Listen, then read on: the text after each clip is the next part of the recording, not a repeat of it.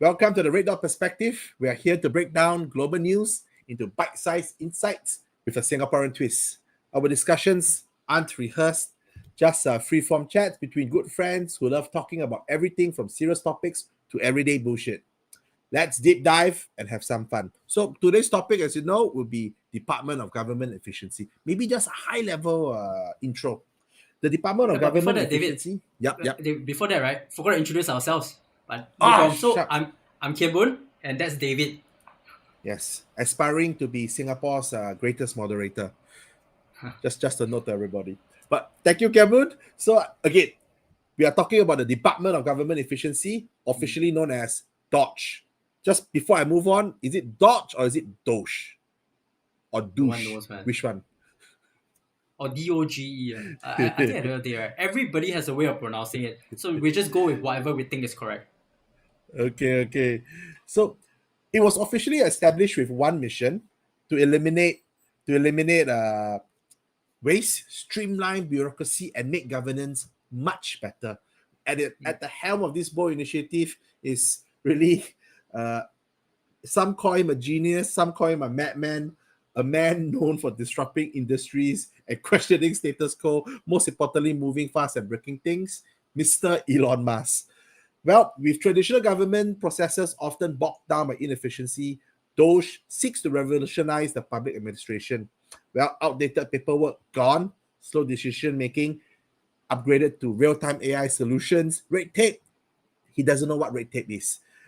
But can governance be truly optimized like a tech startup? How does DOGE navigate the complexities of the US federal public service while keeping efficiency at its core? Now let us discuss that, man. Exciting. Actually, very exciting. Because if you think about what Doge is doing recently, right, it has Yeah. dominated the news. So when you think about Donald Trump these days, right, you think of Elon Musk. And when you think of both of them, the only thing you're thinking about, aside from immigration and AI, all that stuff, right, you think about the Department of DOGE. Government Efficiency. Exactly. And they have lofty goals, right? I know you're going to cover some of this. Like their goals are lofty. They have ambitions and there are benefits to the American citizens also. So Yeah. as we go through all of that, right, actually it's very, very interesting. Like it's quite audacious what they're trying to achieve. And I'm glad we get to see this happening live in our lifetime. It's really interesting, but even Elon Musk recognizes that his goals were too audacious. Originally, he stated he wanted to cut 2 trillion of spending. He says he realized that, well, maybe 2 trillion is too ambitious. Let's drop it down to 1 trillion. As if that is not already an audacious goal, $1 trillion. Yeah, So 1 trillion. You think about it, it's 1,000 billion.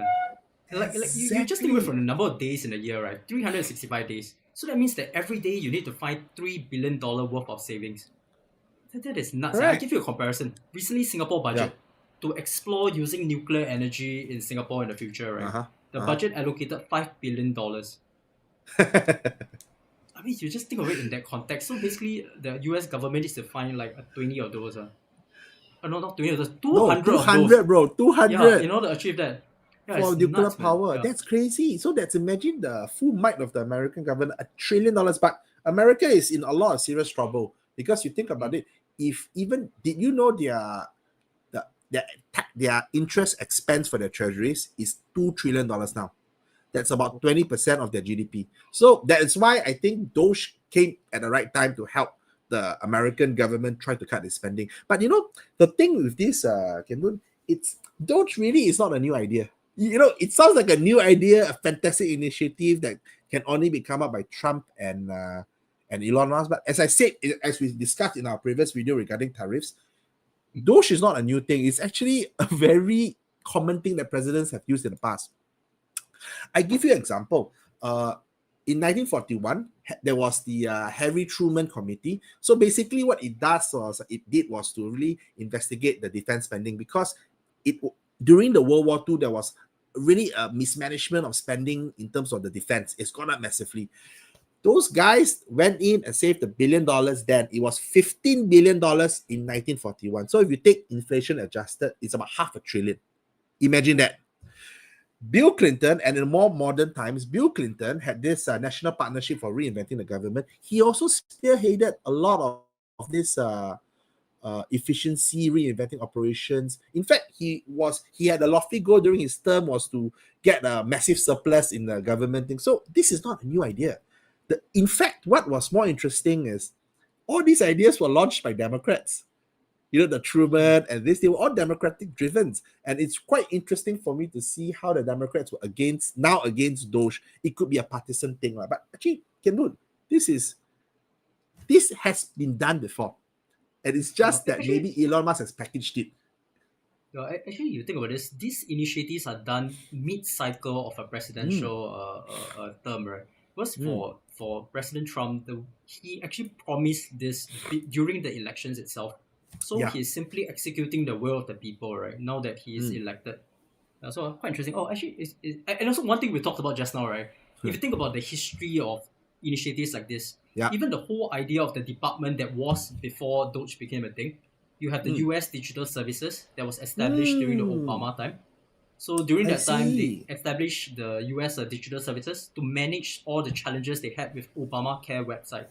So after the technological problems were solved for that, they actually continued on in the government to try to implement and find efficiencies, more from a technological point of view. And then, of course, we now know that basically the whole department was taken over by DOGE and Elon Musk to continue that mandate, albeit at a much larger scale.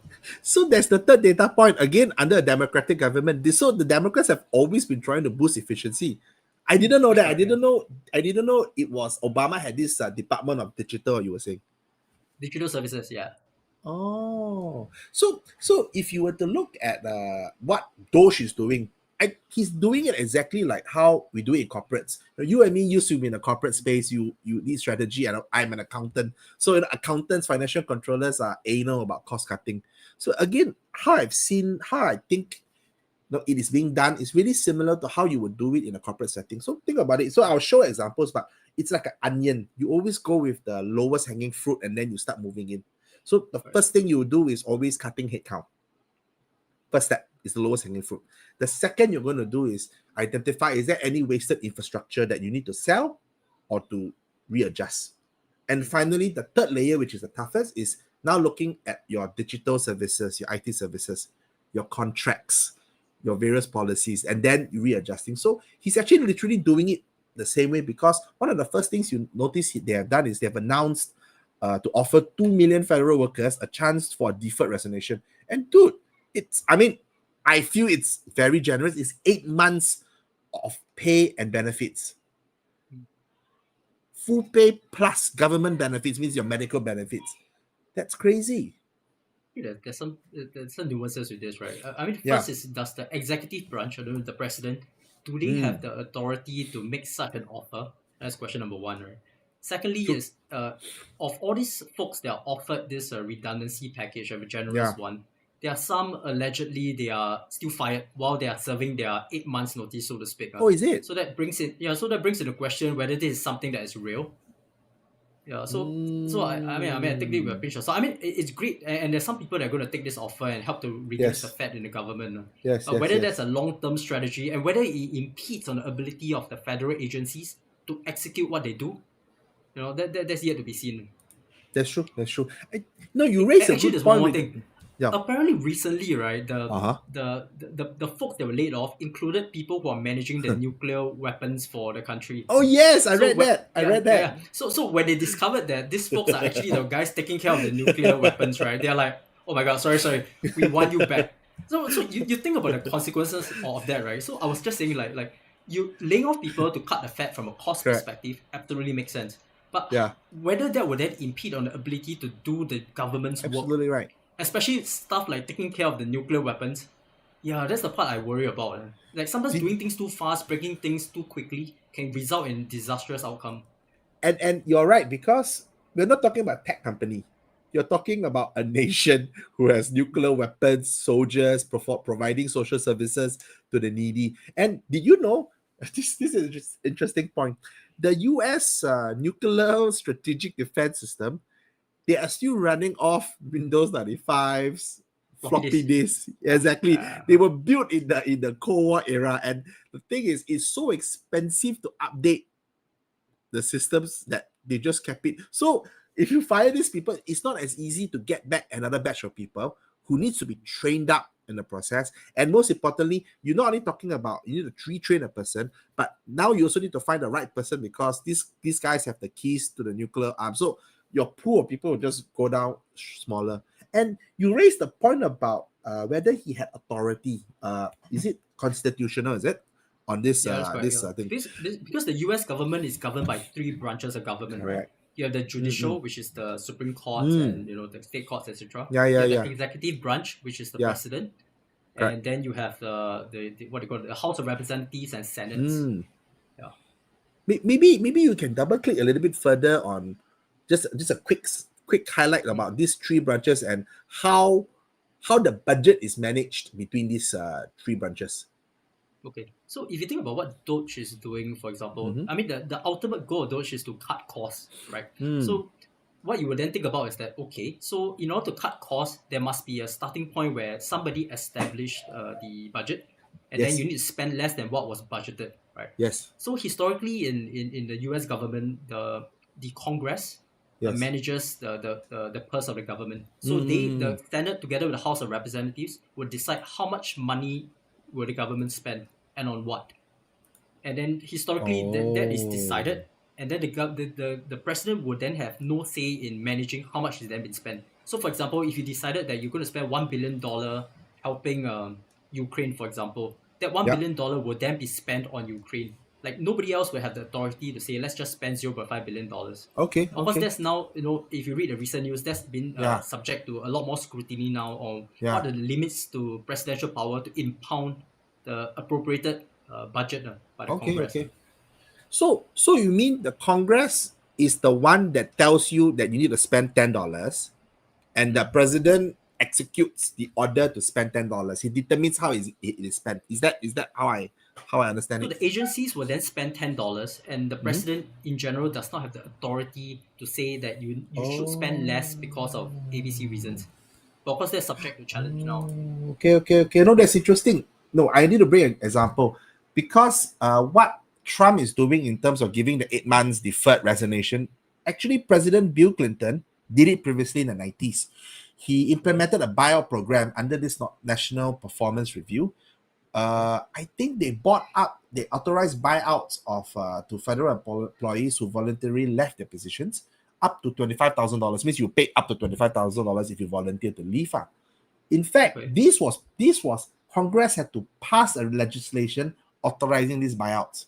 So you're right, actually, there is the need to Congress. Right now, it's all quite unilateral under Trump, Actually, in the past, which might not be like constitutional, actually. Yeah. So in the past, there's some historical precedents for this. I think in the past, during Richard Nixon's time, the infamous president that got impeached, right? So during that time, but The guy with the Congress will sweaty pass nose, a budget. Sorry, The guy Yeah, with the what? sweaty nose. You know Nixon. or these Nixon. are sorry, nose. Yeah, he got. So sorry, just a quick digress. Yeah. He had, when he did interview the interviews on television, he would tend to sweat and get sweaty nose. So he looked like he's really dodgy because he's sweating. But no, he's just naturally a very sweaty person. So apparently, when he did some interviews later on, they had to pause halfway so they can pat dry his nose. That's what I remember. I might be wrong, but that's what I remembered. Okay, Sorry, you know the back to you. you know the nuances of the presidential facial features more than me, for sure. I never heard of this before. I'm surprised he didn't get a nickname. But of course, Richard Nixon is known more for other things, right, compared to his facial features.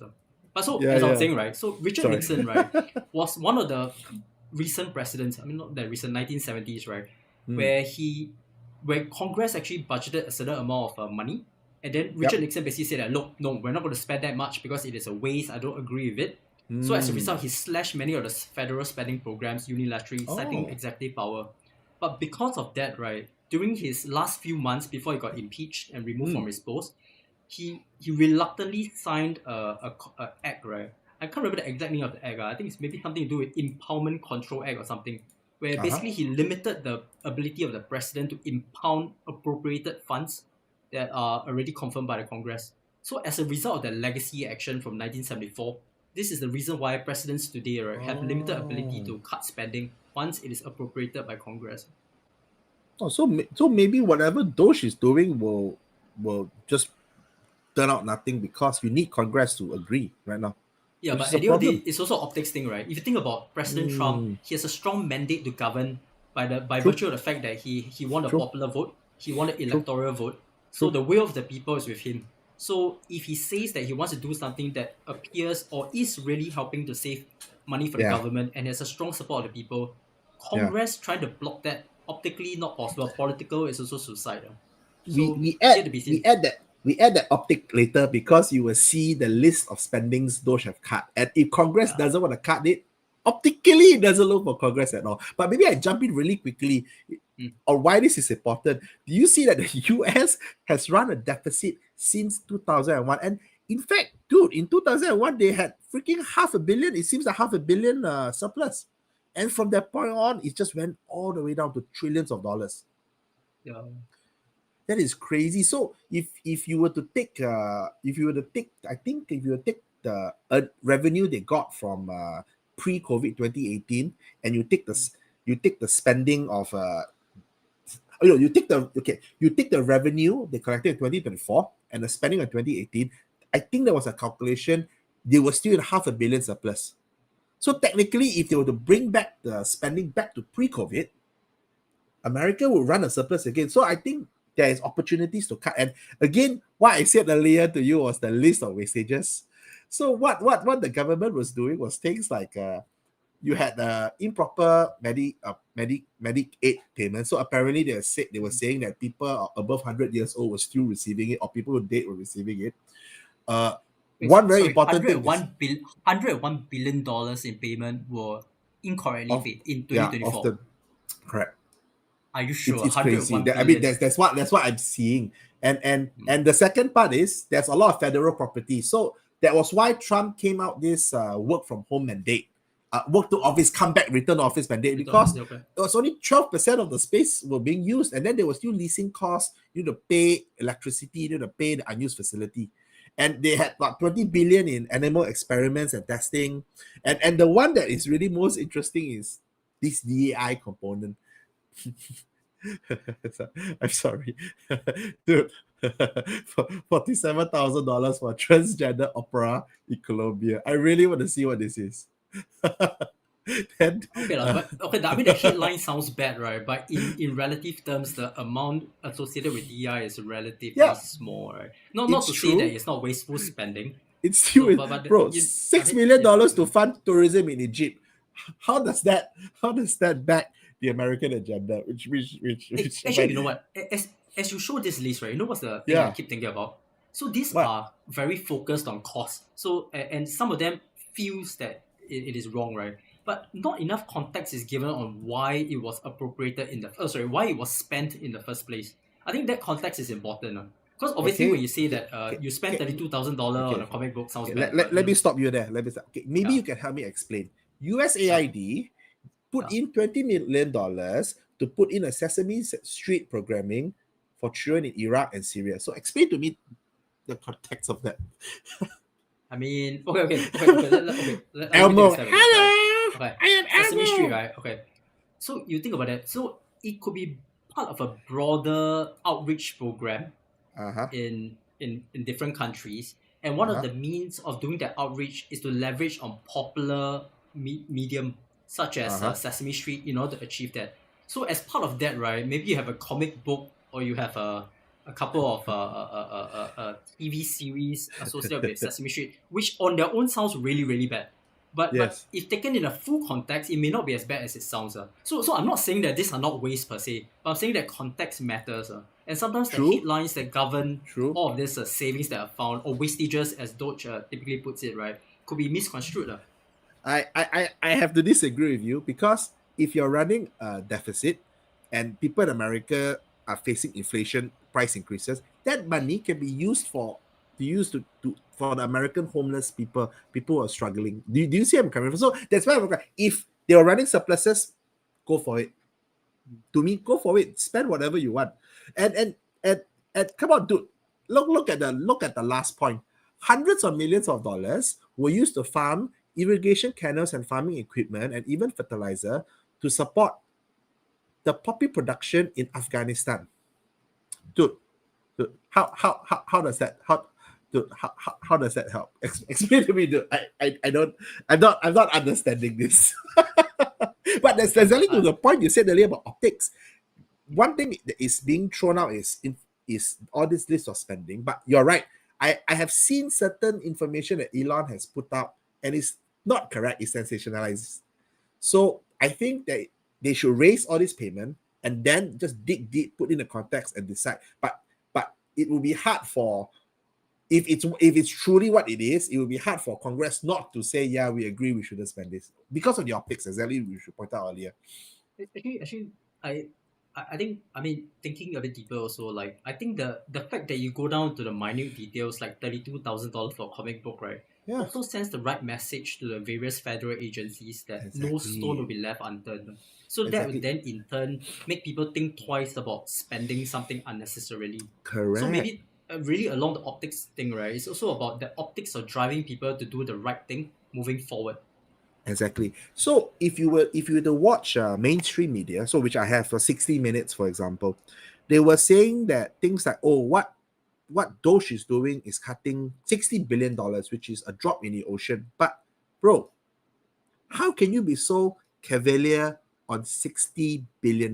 It is still $60 billion that you saved. By the And way, the 60 billion number has been disputed. So really? apparently, right, there was a line item inside. Yeah. What do you call this? They Apparently put the there was extra 8 zero, billion. right? Yeah, no, it's worse than that. So apparently there was one $8 billion line item, which is the largest Okay. single line item across all Uh-huh. those savings that reported. Uh-huh. Uh-huh. And Uh-huh. apparently the number is really only 8 million. 8 million. Oh, Yeah, fine. so Doge has actually made that correction, but didn't really make the explanation of what Agreed. happened there. So Let's yeah, divide the savings by half. That's still $30 billion. yeah, still 30 quite a bit. billion that Yeah, you could use to help the homeless. You could help Americans. I mean, yeah, I'm not fair. Yeah. American, but I would expect my government, where I pay taxes to use that money back onto me.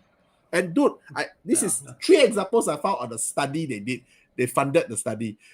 So the American government does fund studies, no research studies. So $1 million to study where the Japanese quail did coke as in cocaine. Yeah. Rand Paul, I covered 15 million. Taxpayers funded 10 experiment. Okay, again, to be fair, I need to go into the context. I know this is just headlines I Yeah. saw, but you know, Looks bad. Looks I'm bad. trying to understand about Quail doing coke and how does that help in research? I'm not even the government, but yeah, there's a lot of spending things, and one of the bigger agencies you heard right is actually Doge has been focused on USAID. Mm. Right? Right. Yeah. And USAID, if you just go to detail, what is USAID? So it's essentially the US agency for international development. And it's really meant to, as you said earlier, meant to extend the existence to other countries. And also because I extend it, I think you also drive American agenda and you boost American popularity abroad. Mm. So again, but then one thing interesting is the story of, and they have really quite large budgets, about 40 billion. Annual, is it this? It's It's annual, annual. annual, and it's grown over. I mean, grown over. This was set up, I think, during JFK's time. So it was set up by Congress during JFK's time. And okay, and the more interesting story, and this is something I heard on All In podcast. Actually, there was a story why Doge zoomed in immediately on USAID. So what Trump did at the start of his term was to put a 90-day pause on foreign development assistance, and then after that, they wanted to see who breaches and circumvents the rule, which department has the highest number of breaches. And from that, again, it's very smart. You put it out there. If the people who want to get the money out, they will breach and try to circumvent the rule. And then you know where to focus on. And they focused that because they did notice that they had a large number. And again, this is the emails with information. And then that's why it became the focus. So actually, it's a very smart. To me, it's a very smart strategy of putting it out there and then letting them just expose themselves. It's really smart. That's why they focus on thing. And America. I mean, the president has put the directors on leave, and then Elon Musk, Doge tried to get in to assess the classified information, and they were actually pushed back by two security officers who were fired. Actually, no, I have a thought on this. I have some general understanding of what US aid does. In fact, in school, I think I tried to get some information on what initiatives they had in certain countries. Oh, why? And how much has been spent on what specific program. So the level of information you can get is actually quite detailed and it's publicly available from the website. By the way, it's not a secret, by the way. So I always find it a bit strange, right, that why DOGE is so insistent on getting all sorts of sensitive information that is not relevant to the mandate for cost efficiency. Because if a student like me back in university is able to find the information, right, why is there a need to request for things beyond that level of information? So I think they're fighting battles that are unnecessary. I know it's a bit of a side comment, but it seems it's true. It's fight true. the battles, right? You say about website, dude. This is the website now. It's down. I just read it this like is a week after ago. DOGE took over, right? Yeah, but, over, then it went down. It's so suspicious. It's down, and it's really interesting. So USAID has been funding quite a lot of different things, and again, a lot of the DAI stuff is happening. So the question then is, okay, so where I'm coming from is DOGE has detected. Okay, so this is maybe let's put 10 minutes aside. I just want to do tinfoil hat session. Yeah. Okay. So your question was, oh David, this information is available. Why do they need secret information? Okay, let me show you. So tinfoil hat. This is tinfoil. This is tinfoil hat stuff. So I feel there's mainstream media has been funded by DOGE. Look at this, for example. Headline news: ex-political reporters revealed that editors squashed any negative Biden stories with no explanation. So we go to the next part. Political stuffs. Okay, so I'll jump that. This is the information that people found before the website got closed. This was the fundings that USAID were funding political. They were also funding Thomson Reuters Special Biz 120 million. It's really odd. The moment this funding were cut, I mean, okay, this is a headline news that says that. The salary came in. Yeah, okay. Exactly. So we double click. I double click. It might not be true. Of course, the political says that no, it's nothing to do with this. We paid late due to a system glitch. Okay, the official comment is due to a system glitch, but really, the timing seems suspicious. When you don't have enough money in the system, it's a problem. They could have a glitch, but tinfoil hat. So then after that, you're telling me things like, now I try to go to the website, I can't see anything on the website. So it's a little bit scary to me that maybe that is why they're trying to get in to put this information, because, dude, why would you be, okay, even if it's a subscription, you pay subscription, would a subscription cost $8 million? That's a bit much. That's quite a lot of political magazines you can power up. Right. Now people, the thing is, it's a bit much. So again, it might be something real, but again, I'm not too sure, because it just looks really suspicious to me when I look at it. Yeah, this is to me, this is one of the sort of the phenomenal of what Elon Musk is trying to do that I agree with. So just like any company or departments, right, or anywhere you work in, there's always fat to be found. And periodically, right, you want to be able to go in and identify where some of these low-hanging fruits are and get rid of some of this cost to optimize the company, right? So I think for the US government, given the fact that it's so vast and there's so many federal agencies, so it's about high time, right, that somebody did something to look through all the facts and optimize that. So things like this, where you start to identify some of these numbers out there, like Politico, you spent about 34 million, Thomson Reuters, you spent about 120 million. So these are some of the things that appear to be obviously like overpaying, right? So I think this sort of fat trimming is really a very good thing. It is. And okay, tinfoil hat again. So apparently, some monies were being donated to NGOs that were linked to the Democrats. Again, let me show a video by Joe Rogan. Again, I don't know, it's a Joe Rogan thing. So let me just bring this up. So just bear with me. It's tinfoil hats. I enjoy this kind of tinfoil hats. NGOs, and this is one of the things that Mike Benz has gone like so deep into it. It's essentially like they contribute to the Democratic Party. The government pays them. It's like it's all this like weird sort of like circular money transfer thing that's out in the open. No, it's a positive feedback. The whole idea is power is utilized exist to free resources that garner more power. And it is the exact inverse of the system that we are supposed to have. Yeah. It's very interesting. Where we're headed, that's a harder question. Where we're headed is we're going to own Gaza. Somehow. This is it. So Fractal Technology maps previously hidden connections between 55,000 liberal NGOs, revealing how tax dollars allegedly flowed through major institutions like Vanguard and Morgan Stanley to groups like the Chinese Progressive Association. This breakthrough tracking system can now monitor every dollar going to every NGO, exposing intricate funding webs that traditional tech couldn't detect.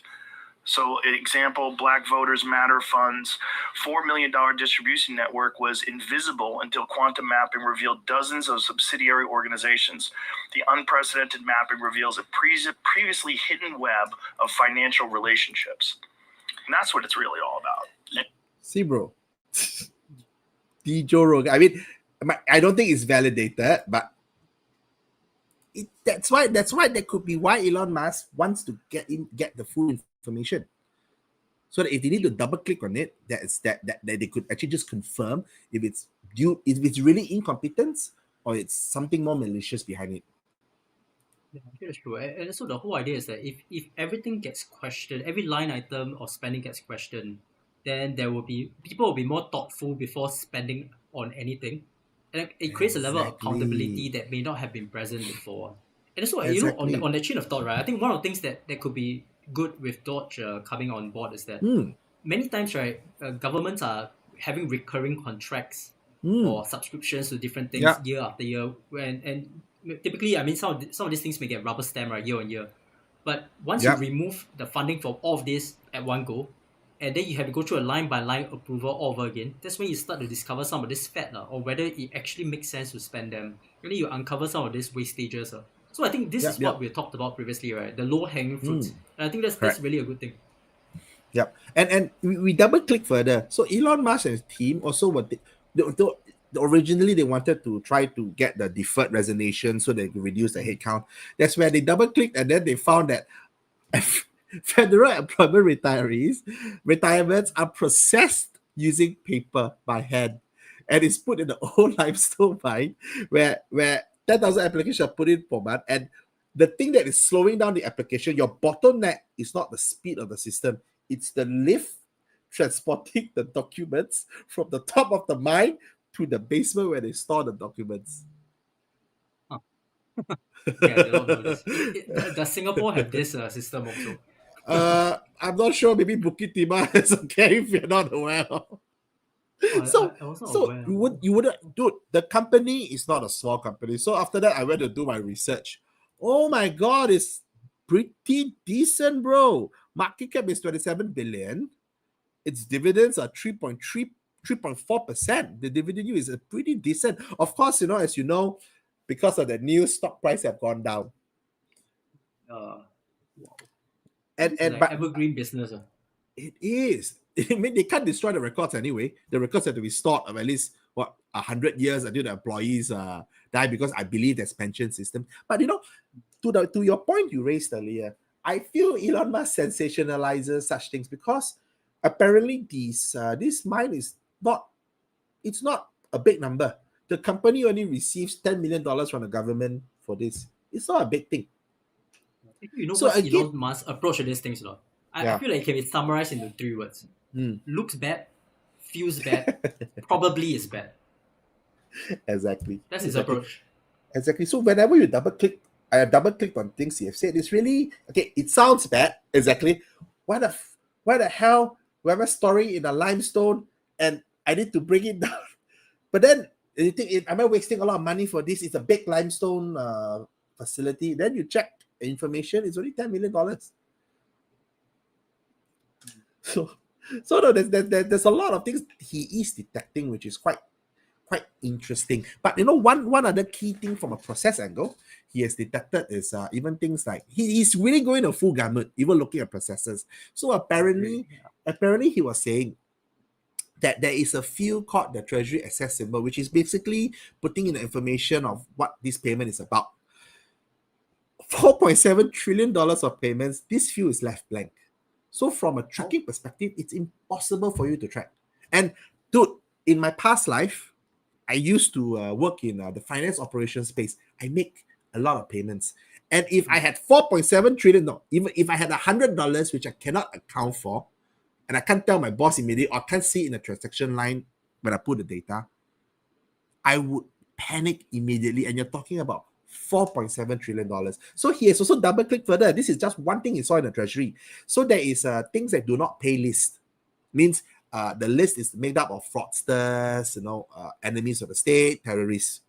It takes, he says, Elon Musk says, it takes 1 year for them to put the name on the list. So payments were being made out to your terrorists or even Chinese fraudsters.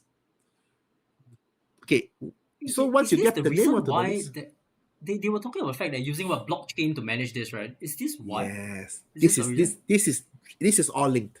Because right now they can't track it. And the thing is, I was telling you, it takes you 1 year to put on the list. So if you're a good boy, followed the process, you put it on the list, and what he found out was they don't even use the list at all. They do not pay list to reconcile. So it's yeah, it does look bad, but when you really double click, actually he's finding a lot of things. He's really finding a lot of things. So I mean, again, but the thing with Elon Musk is that you always have to just double confirm whether what he's saying is whether it's overly sensational.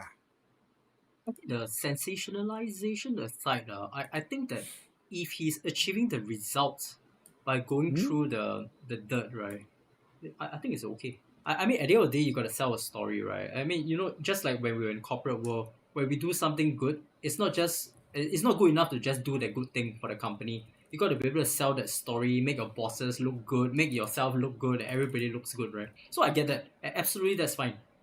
As long as it's truthfully and rightfully positioned. No, bro. My previous organizations, we recognize hard work only. You don't need to do the marketing. Oh, okay. Oh, I'm sorry. I'm so sorry. Yeah, okay. I wasn't aware. I'm sorry. Yeah. Okay, so we talked a lot about what the Doge has done, the output. It's really quite amazing what I've done. And there is a Doge, maybe before I jump to the next part of the topic, they have a Doge calculator that has shown how much they have saved. Very good. What's the number now? It's 55 billion, bro. Almost at 2 trillion. Almost there. Dude, they have only started like, what, 2 weeks? Anyway, I have a question on this. I've been thinking about this. So, right now, say 55 billion, right? So, there are two things that I keep thinking about. Yes. One is that the mandate for Doge, right, basically runs to about July 2026. So, sometime around middle of next year. So, they have made those achievements of 2 trillion savings by then. 1 trillion. The second thing, okay, they brought it down by 1 trillion. Okay. Yeah, 1 so trillion. now, the other thing I think about is this. So, let's say you have a $10 million contract, right? So, the Doge employees found it and said that this is a waste. So, you're going to get rid of it. But contracts typically are not paid up front, right? So what if you already paid 2 million out of the 10 million? So does 8 million get recorded as a savings because you haven't paid that yet? Or do you record 10 million because you assume that contract will be recurring? So there's some questions around this number that I keep asking about. But we all know it's going to be inflated because no one's going to audit those numbers. It's basically going to be what we call in accounting management accounting numbers. Yeah, correct. Yeah. It's not technical accounting, but Elon Musk has not touched the big stuff, dude. He has only touched USAID, the small stuff, 44 billion. He's going to enter the Pentagon. He's going to enter what is the IRS equivalent in the US? IRS, the Inland Revenue Service, and that has impacts because your Palantir has dropped massively upon the news. And Palantir is one of the largest military contractors. How much did Palantir drop? Let me just do a quick look. Probably quite massive. And while you're doing that, right, actually, this may not even be relevant soon. Because I think the government is talking about getting rid of the Internal Revenue Service and bringing on board the External Revenue Service, which is obviously tariffs. There's tariffs, right? Yeah. So may not have a need to look at IRS anymore. Bro, check this drop out. $120 they've dropped. They dropped. You see that? Yeah, because Palantir primarily their business is with the government, right? Government. It's Yeah. primary government. They basically deal with a lot of the data analytics and the data platforms, data management platforms for the government, including CIA. Okay. Dude, see the drop, $122 to 96. I mean, your math is better than mine. It's a 20% drop. Basically, your market cap dropped. But let's be honest, it's a crazy company. It's 563 price equity ratio. I mean, So this also gives a warning to companies, right? So if your company yes, is surviving because most of your contracts are with the government, with yeah, Doge on board, right, your valuation is going to drop. Because yeah. obviously, any kind of cuts is probably going to impact you. But one thing about the Doge cuts, there will be benefits to citizens. So in a way, Musk and Trump are pretty smart. You know, I cut the thing, but what's in it for me? Everybody is the same. What's in it for me? Dude, have a look at what his one of his return staff to has said. taxpayers. You can return it to our debtors, or Oh, I stopped. Doge Well, so Stephen, we're hearing about these Doge dividend checks that would be 20% back to taxpayers, 20% to pay down the debt, 60% is left. Who gets that? Well, the way that it works is when you achieve savings, you can either return it to the taxpayers, you can return it to our debtors, or it can be cycled into next year's budget, and then it just lowers the overall baseline for next year. So in other words, you can just transfer into the next fiscal window and then lower the overall spending level. And that means that you can achieve a permanent savings that way, and that reduces the deficit. And when is it that people might see those checks? Well, this is all going to be worked on through the reconciliation process with Congress that's going underway right now. As you've seen, the Senate's moving a bill, the House is moving a bill. The president has great confidence in both chambers to deliver on his priorities. I would just take this opportunity to note that President Trump has made a historic commitment to the working class of this country to fight for major tax relief and major price relief. And cutting spending, as DOGE is doing, and cutting taxes is the key to delivering on both of those promises. And President Trump is resolutely committed to doing both. Thank you. And on Ukraine, I guess this is. So he's pretty smart because he's putting a bill where they pay money back as a dividend to the taxpayers. Congress is not going to say no. Again, you're exactly the point you bring up. Trump seems to be playing the optics game. Yes, I save money. I'll give it back some to you. So then you think about it from an incentive perspective. I want you to save more and more money because the money comes back to me. I mean, the headlines is good. This is very much like in Singapore, right, where as part of budget, there are years where you get the CDC voucher. So like we're going to get a $500 CDC voucher per household in May this year. So Dude, that's there's a exciting, $600 right? Everybody one loves also, free right? money. No, I think 500 in May and 300 next year, if I'm not wrong. But I mean, it's free money, right? So people like it. not something. I'm not pro PAP or pro opposition. Maybe next time there is a video about Chan Chun Sing saying that my constituents don't need the money. We are not but he literally, he said many years ago, he literally went against the budget this year. It's quite funny. I'll show it next time. Constituency? Where is he from? Do you know which? I think he's GRC in is Lee from? Kuan Yew's O1. Lee Kuan Yew's O constituency. Tanjong Pagar area. Pagar. Yeah. Oh, Yeah. So he said that. So maybe in the next thing I'll just show a snippet. But we'll see. But enough about all this. Now we have heard about the benefits of Doge, how US taxpayers will benefit. Let us now know who is the team. Okay. Oh, the team. Okay. Dude, okay. they're all young. Check them out. What were you doing when you were 19 years old, bro? Were you saving trillions of dollars? I couldn't even save 10 Singapore dollars. And these guys have just saved we've divided. I mean, according to Doge, it was 55 billion. Let's take half of it. So we say conservatively, they save 20 billion. These are the young people. I think guys. I mean, from what I read, a lot of these are tech backgrounds, right? Yeah. So it's Good very, question it's very, you asked. it's very on trend, right, with what Elon Musk is trying to achieve, right? A lot of things it looks at is very technology focused. Very technology driven. That is why they needed the data. So I think they are getting the data. They're using keyword searches to see anything that looks weird. So you look at this Thomas Shred, former Tesla software engineer. This guy, Marco Elias worked in Musk, SpaceX and X. Kelvin Klinger worked in Twitter. and then you have Edward Correstine. Do you know? He has a nickname. Yeah. He's What's called his nickname? the Big Balls. Oh, but yeah, So that's imagine, good. imagine he's one of the top guys. Imagine whenever Trump or Elon Musk has the issue, let's send Big Balls in. He will squash them all.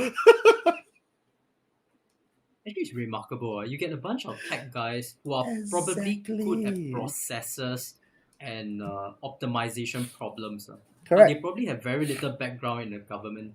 It almost reminds me of like the consulting space, right? You think about like the likes of the big three, you know, the MBB, Yep. the McKinsey Yes, based yes, BCG yes. consultants. Many of them are young people, just like these folks from DOGE, right? And they may not have experience in the specific sectors they're covering, but they have the technical skill sets and analytical powers. So they go in there and try to solve a problem from a clean slate. So it's almost like Elon Musk is trying to use this similar methodology within the DOGE, right, to achieve the same thing with cost savings. You're Quite exactly interesting. right. And I think this is something that might work. But of course, with that said, though, I would come back to this. The optics of some of these folks, right? For example, the guy that is named Big Balls. I mean, come on, you gotta, nobody wants to be managed by big balls. Man. I'm interested to know how he came out, how that nickname was. Was it he grabbed himself a nickname, or did someone give him the nickname? It's very different. I'm just curious. But to your point earlier regarding core review, in fact, again, it's a very corporate way of doing things. Because from a corporate angle, sometimes when a team does the same process for too long, you get embedded into it, and you can't see any other alternative. In addition, you also become more married to the process because it's something that you build over time. It works, and you're not going to change it. So most of the times in most corporate settings, I guess you have the same thing. Is you always have another group of people coming in to just ask the questions, going back to first principles, and ask, so why do we have to do it this way? What's the benefits of this process?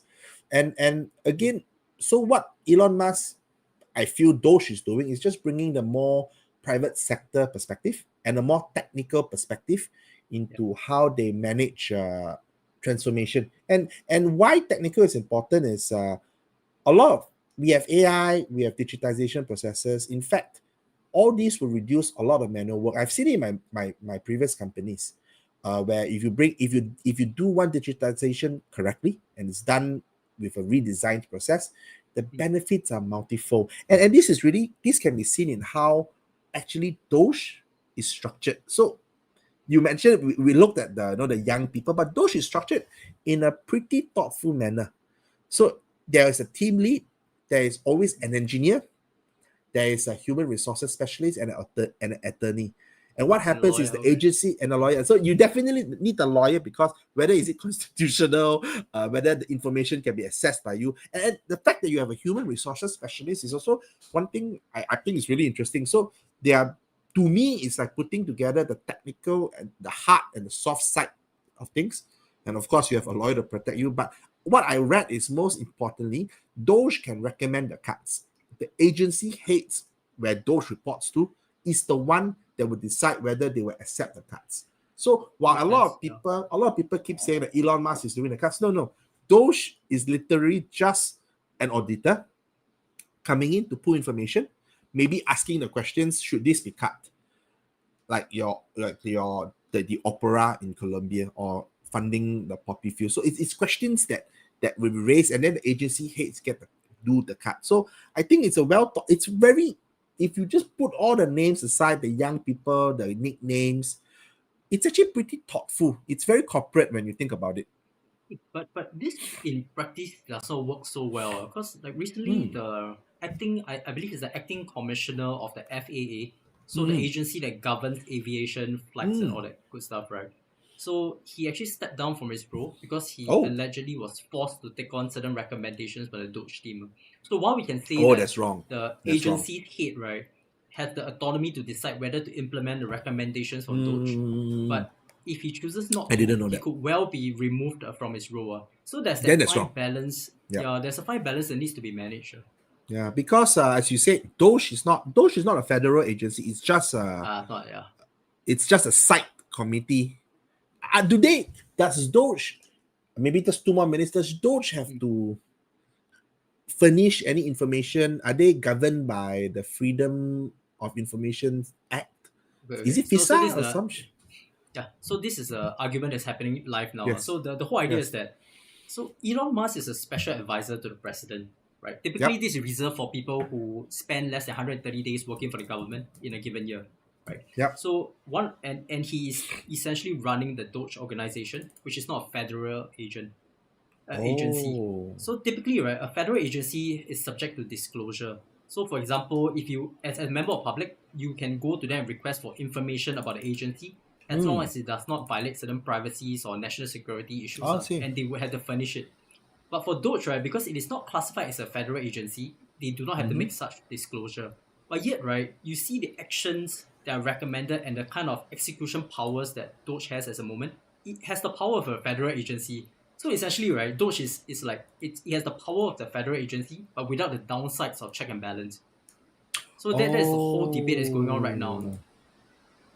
No, that's quite scary in a way, because if they are not constitutional, then what's stopping it from a precedence for a next government that comes in? Maybe you have a guy like Elon Musk, but with more negative intentions. Yeah. So you think about it. Let's go back to the example of the Congress. Congress decides on the amount of money that you can spend. Yes. Then the federal agencies will then spend within those limits. But now you basically have DOGE, which acts under the power of the president, that's coming to say that, look, we're not going to spend what has already been appropriated because they feel that this is a waste and it's not good for the country. This goes against the whole thing around the Empowerment Control Act, right? Where there's limited powers that the president has to limit the amount of spending once it is appropriated by Congress. So this whole thing is a very complex connection between how much you budget, how much you can spend, and what the powers that are available to DOGE as a non-federal agency. Wow. So this one basically it's going to be very interesting, because this is where all your constitutional lawyers will start to kick in and opine on the matter, and whatever is decided, but if I guess eventually by the Supreme Court, will be the precedents that will be used going forward for America. And the Supreme Court currently is, I use the word loosely, right? It's stacked for the Trump presidency, because a lot of them were elected during his time. And this process will take years. So during this time, right, as long as Trump continues to maintain a strong mandate to govern, many of these things will continue to be pushed through, because no one wants to be seen to obstruct something that is valuable for the citizens, things that the citizens voted for, and for Congress to say stop it. So things will still proceed. And by the time that things get clarified, it may be the next president term already. No, that makes sense. In fact, I think the courts now are more, the Supreme Court is more conservative, right? That's correct. Yeah, I think they were the ones that repealed the Roe v. Wade Act. Were they the ones? And they pushed it down to the states to decide on Roe v. Wade. Am I right to say that? Right. That's right. Yeah. Okay. And they were all. So the government has three branches that govern each other, right? Yes. The Congress side, you have the president, and you have the courts. So if Congress and the president cannot work out the issues around budgeting and how much to spend, then it goes to the courts. And if the courts tends to favor a particular branch, that's going to create a situation where things will change. So I'm not taking a position on whether it's right or wrong, but it's just simply the state of things today. You know, there's a name for the branches. I was just looking. It's quite funny. There's POTUS, POTUS. You know what is that? The President of the United States. Yeah. And you got FLOTUS, which is what? What is FLOTUS? First Lady of the United States. First Lady of the United States. Have you heard the one? So Elon Musk is the first buddy of the United States. Oh, is it? What is that? That one? Yeah. I never heard that one. First buddy of the president, right? So Melania is the first lady of the United States, and then Elon Musk is essentially the first buddy. FB, OT. But bro, the Supreme Court has a cool name. Supreme Court SCOTUS. SCOTUS, yeah. Is that a Latin for scrot? I don't want to know, and I don't. I'm sorry, but I know we have some time left. But this is a good way to segue into this, because Elon Musk DOGE team is young, but they are quite interesting bunch of people, and they have, as you said, the optics is not good. We go back, my scrotum joke. Big balls. Big balls has, when you dig deep into him, he has been fired from the company for leaking information. He has established weird web domains which are linked to the Russians. He has created an AI chatbot to market users to Discord, and he has direct ties, business ties that do raise red flags in security clearance assessments. And this is the guy putting the information. And dude, see this, the news, they went to cut the video of him looking really, really good looking here. But when you zoom out, it's him literally in shorts. You know the whole thing the whole mantra has benefited Elon Musk now. The looks bad, feels bad, probably is bad. Mm-hmm. When I look at big balls, right, I'm thinking exactly that. It's crazy. So there is some optics when people start to dig deep into people like him. Was he the one that made a racist comment? I think he was the one. Yeah, I think it's the one. Yeah. Yeah, he was one that made a racist comment and he was kicked out. But what I understood was he's actually now been returned back. Has returned back to Doge. Okay. Yeah, Actually, so I really feel that what Doge is doing, right, makes a lot of sense. But I feel like they should just do their work in the background, low profile, get things done. Then when achievements come, right, all of this can be communicated through funneled through a centerpiece. Exactly. So that can be Elon Musk or somebody, a spokesperson, so to speak. Exactly. But right now it's almost as though like everybody's trying to do it like in a big way. Everybody's showing off and everybody's trying to sell the story about what they're doing. And it creates this convoluted situation where people get upset over the headlines rather than what's actually been achieved or not achieved. But that, to me, that is the Elon Musk way. He has to do it loud. He has to do it messy. Think back about Tesla days. Every comment he made was random. There was a point of time he was insulting the analysts. Remember when Trump won, he did that gesture. Basically, it's my heart to you. But did you have to do that gesture? I mean, you. But that is just. But again, you're right. And I think it's something you raised earlier. Doge has become so linked to Elon Musk that even how it's operating in terms of information release, it's pretty messy. And you're right. I think Doge is necessary to not help streamline the government. But I think how they're operating it is just not helping themselves. They could make their lives easier. But I think most importantly... I feel that Doge, right, the way they position Doge, right, they can learn from Singapore. Doge is currently very personality driven. So if Elon Musk continues to be popular, is able to capture the imaginations of the people, then Doge will continue to have a strong mandate to do what they do. Correct. But if you think about it, if they are interest focused, just like Singapore is, like we are focused more on the interests of the government of the country rather than on any personality or any specific nation's mandate, right? Then that way, right, it will continue to survive even past when the personalities have done something wrong or when the governments change and things like that. So I think that creates a more sustainable approach towards cost savings. But with that said, though, I mean, the fact that there is so much low-hanging fruits to save some money, right? I mean, those are things that should be addressed. And I think that given that the mandate is only until July next year, this is something they can definitely work on and achieve something. But in the longer term, if it continues to be personality-driven, I think it's going to be a real problem. No, I agree with you. So, Ken, I need to pee soon, but let me summarize this and then give you your final thoughts. So, exactly as you said earlier, Doge is necessary, but the execution about it, the theatrics about it, I don't think is right. And exactly you pointed out, the Singapore model is something maybe Doge could look at. Lee Kuan Yew, of course, was personality-driven. He was a great man, brought in the talents, and then they built up Singapore. But what he did, I felt was greater, was building a system where people were talent scouted and you get a flow of talent and the institution is the one that's left behind that continues to drive towards a certain goal. So it becomes more of a process, a structure that's put in place. But don't get me wrong, you still need once in a generation leaders to rock things up because institutions, even how great Singapore is, institutions will always start to shift. It depends on the leadership. But I still feel that if it's done more like how the Singapore government does it, more low-key, get it done, then present the facts. Versus, like you say, presenting a facts, $8 billion, but no, actually it's 8 million. That defeats a lot of credibility and puts in a lot of chaos inside. So I think it's a great great thing they've done. But again, yeah, it's more of the execution and theatrics behind it. But what do you think, Kenwood? Mine will be very short. Basically, personality got Doge in a position and Elon Musk in a position where they can do some good. Now let interests decide how they can create that change. True. So keep up the good work, but manage the optics and do it sustainably. I think that's what I think. Yeah, I hope to see more of big balls smashing things apart.